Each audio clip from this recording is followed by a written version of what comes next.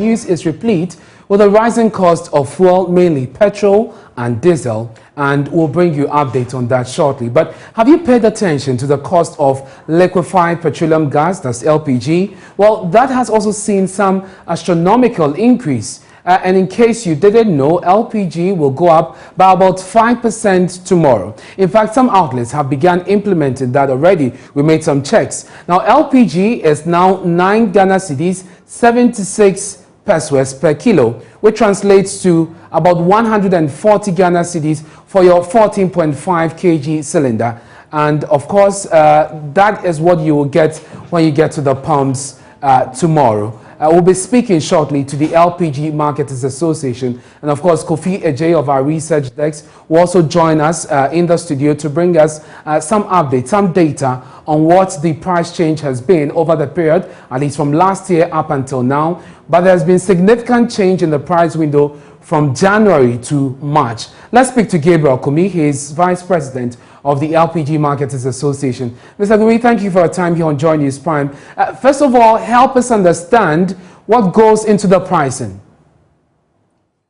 Thank you very much, and good evening to your viewers. Basically, there's a price build-up, and the item that goes into the pricing are the cost of the product, and then we'll have the taxes and the margins adding up to the cost of the product, come up with the pump price. So basically, we have the margins, and then we have the taxes on the product, in addition to the cost of the product. So it appears that you're pushing everything on the consumer. No room for cushioning? We tried very hard to cushion consumers, but unfortunately, this is a buying and selling issue. So if you go and buy the product at 2 cedis, you cannot sell it less than 2 cedis. You have to add your taxes to get to about 3 cedis. You have to add your margins to get to about 3 cedis. So is the price, the cost price of the products that we buy it, that determine the taxes and the margins are constant on the product. So once you have things like the crude oil price shooting up, unfortunately our CD also not doing too well, then you expect that the cost of the product will go up. And once the cost goes up, keep moving up, and you have a constant taxes and levies on the product, you expect that the price will continue to go up. But at the outlets, are there other factors that influence the change? Because our checks today indicate that even though we have a window of about 5% increase, which should translate to about 140 if you're having 14.5 kg, some are selling up to 150 Ghana cedis. Are there other components that influence the price? Unfortunately, okay, we are in a price deregulation, and depending on the marketer strategy, there is some margins that the marketer can play with. Let's say if the margin is 40 cedis, the marketer can decide to charge 40 pesos, the marketer can decide to charge 30, some are charging 35, some are charging up to the 40, the full 40. So it depends on the strategy that the marketer is adopting. Okay. But there is kind of a ceiling that you cannot go beyond. But marketers, because we are deregulated, marketers always play within the margin to be able to have customers or otherwise. The price change has been quite rapid, at least this year alone, and we'll look into the data shortly. But for you as marketers, how is this affecting your business? This will obviously negatively affect our business, because you know LPG is highly price sensitive. It has an elastic demand. So the little peso that you increase the price of the product with will go a long way to affect the consumption of the product and the purchase of the product. So obviously business is not doing too well, because if you look at the statistics, consumption is on the decline now. Consumption of LPG is on a serious decline. And if measures are not taken, if the price continue to go up as it's doing now, we are afraid consumption will continue to decline, and there will be a lot of negative consequences to that. Some of our members are no longer able to keep employment. because we're dealing with volumes. Once the volume goes down, you cannot have the necessary margins to be able to sustain your employees. Okay. So some of our members have started laying off workers. We are not growing. So the consequences are quite dire. Stay with me, but let's stay on the consequences, and I'll come to you, Mr. Kumi, on what we can do. But let's stay on the consequence and bring in Dr. Abdullahi Darimani, who is a lecturer at the Department of Environmental Management, the University of Energy and Natural Resources, Sunyani. Grateful for your time, sir. First of all, help us understand what the consumption of LPG is currently, because I know you look into this area of energy.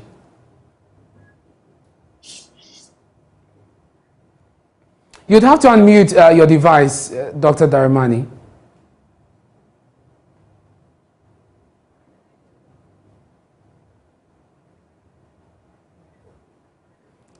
Okay, we seem to have a challenge there with the connection of Dr. Darimani. Let's go to Suleimana Yusuf, Director of Research at the Center for Climate Change and Food Security. Thank you very much, Suleimana, for joining us here on Journey's Prime. What are your thoughts on this phenomenon? You had Mr. Kumi talk about the effect on their business and what it means for employment as well. But for you, who looks at the environment, what should be our concern? Why should we be concerned? Thank you very much, and good evening to your cherished viewers and listeners.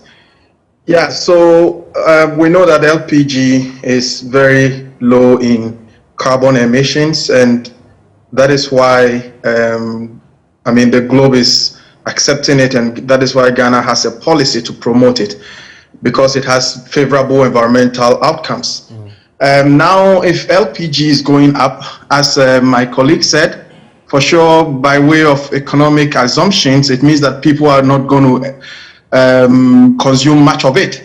And when that happens, then Ghana's carbon footprint is going to increase.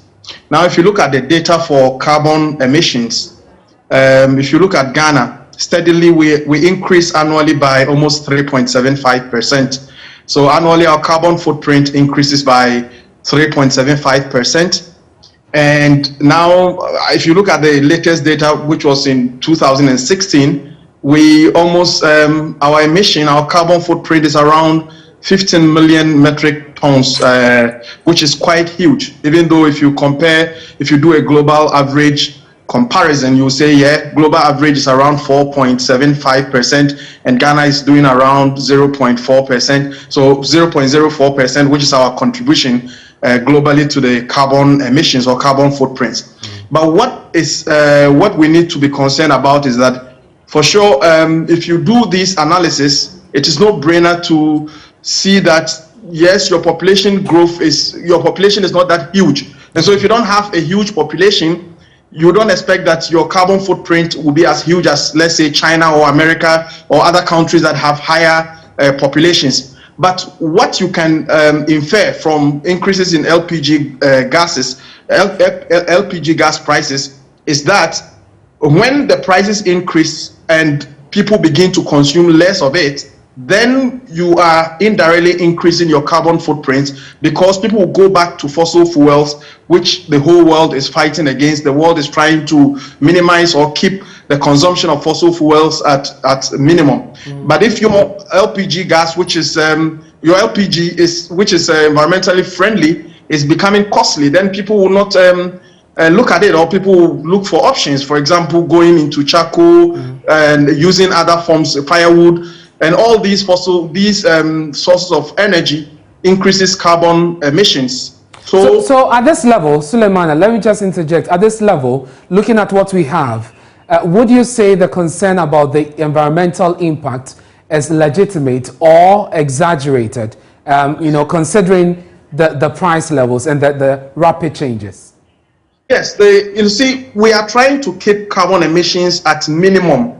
And so even if it's a marginal increase, it is still a source of concern. Okay. So once we can infer from, it is no brainer that once the prices have increased, people will resort to other modes of energy which is not environmentally friendly or which are not green in nature. And so even no matter how marginal it is, it should be a source of concern, because that is the global standard, to reduce the consumption of fossil fuels as much as possible. And you know, it is not only just about the carbon footprint increases, but also look at the environmental concerns. People resort to cutting firewood, to burn charcoal just to meet their energy demands because of the increases in price of LPG. That is also a source of concern. So it is not to belabor the point, and we must not belittle the increases in carbon footprints, because it is an, if you like, it is a consequence of LPG gases, because no matter what, no matter how little the how do I call carbon footprint is, it is still a source of concern, because we want to make the world green as much as possible. Kindly hold it for me. We'll talk about how we can resolve this, but let me return to Gabriel Kumi on that. Mr. Kumi, what can be done from your perspective to address the sharp increase in the prices and the rapid nature of it? It's for a very good reason that Cabinet has set a target for the consumption of LPG in Ghana. His Excellency and his Cabinet wants Ghana to increase its consumption of LPG from the current 25% penetration level to 50% by the year 2030. Obviously, there is a lot of wisdom behind that. I mean, apart from what my colleague has spoken about, our rivers are drying up. Ghana's forest is the fastest depleting in West Africa. And it's all because we are not making use of LPG. We are not using enough LPG, and we are still cutting down the few trees that we have around and destroying our environment and eventually destroying our country. So there is a need for us to take very, very, very drastic and practical measures to ensure that we increase the consumption of LPG. As I said, this directive came from Cabinet.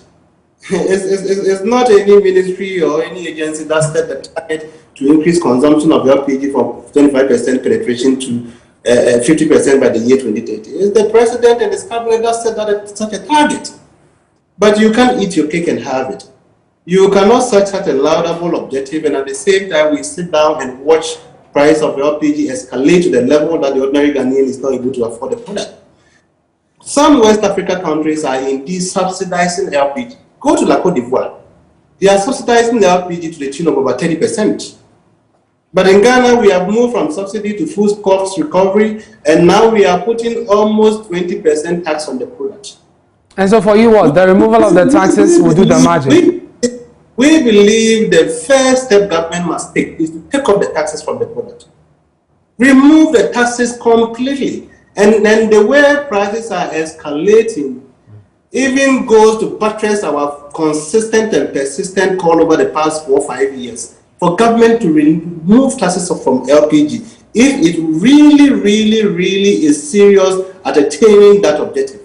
Otherwise, it's impossible. There's no way. If we keep prices at where it is and we keep all these taxes on the product, it's simply impossible for us to achieve that 50% penetration by the year 2030. Very well. Unless Ben wants to tell us that that target is simply on paper. We don't mean it. But we take any directive from Cabinet very, very, very seriously. Well, Mr. Kumi, I'm grateful that you could join us with your thoughts on this subject. That's the Vice President of the LPG Marketers Association. We have Dr. Abdullahi Darimani back with us. He's a lecturer at the Department of Environmental Management, University of Energy and Natural Resources in Sunyani. Doc, thank you very much for your time here on Joy News Prime. Give us some perspective on the use of LPG, the penetration level as far as you have studied, and whether the fears about the increase is legitimate.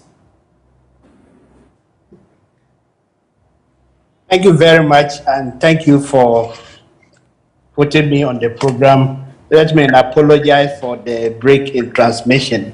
That's fine, sir. First of all, let me underline the point that the environment is so critical that we will leave its management and care by chance.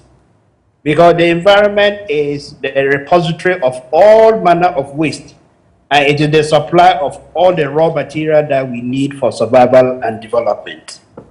In fact, trees in particular are so critical for our survival in the sense that they serve as groundwater recharge, and they provide us with energy And as one of my colleagues indicated, trees generally serve as carbon sink.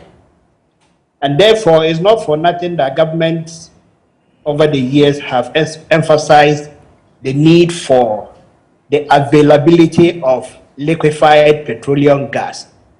Besides it being clean, and besides it being a source for reduction on dependence on the vegetation, it is very good for domestic use.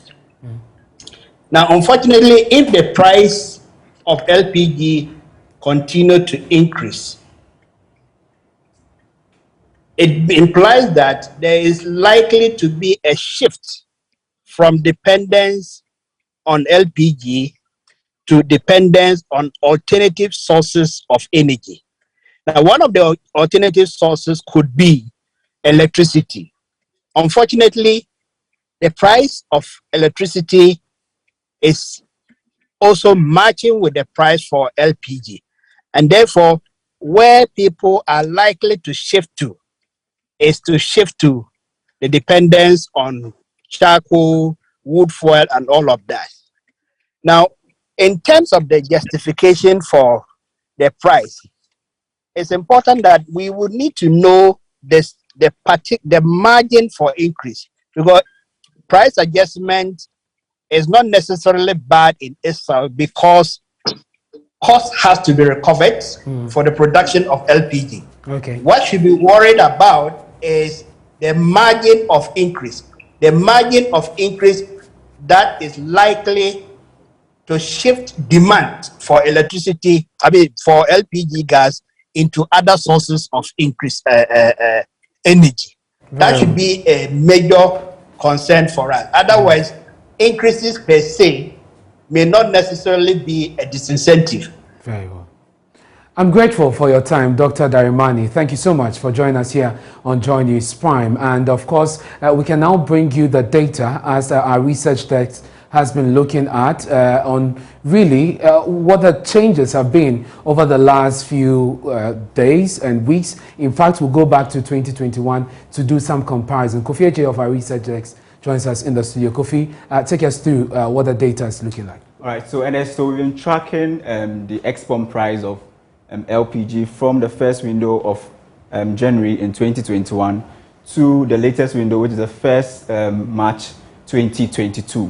So if you realize there's been a steady increase from what we had in the first window of January, which is 5 cedis, 90 pesos per kilo, and to what we have currently, which is being projected at 9 cedis, 76 pesos, which is approximately 9 cedis, 80 pesos. But if you do a comparative analysis, you realize that from the first window of March 2021, if you compare that to the first window of 2022, this is more or less like more than a 53% rise from the 6 cedis, 40 pesos per kilo we had in the first window in March in 2021 to what we are having. So in March 2021, the figure stood at 6.4. Exactly. And in March 2022, we are looking at 9.8. Exactly. 9 cedis, 80 pesos. 80 pesos. Approximately. But if you compare what the figure was in 1st of October, that was 7 cedis, 90 pesos. If you compare that to what we have, which is 9 cedis, 80 pesos,